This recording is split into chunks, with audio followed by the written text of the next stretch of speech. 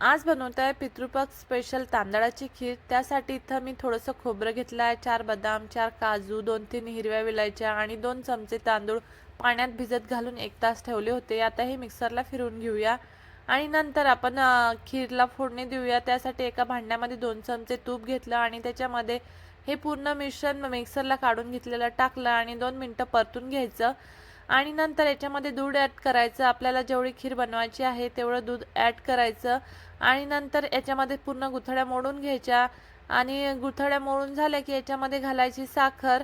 अर्धी वाटी साखर घातली आहे मी याला आणि नंतर थोडंसं केसर घालायचं आणि मस्त मंद आचेवर उकळी काढून घ्यायची। तर इथे बघा किती छान खीर झाली आहे। आहा, काय सुगंध सुटला आहे।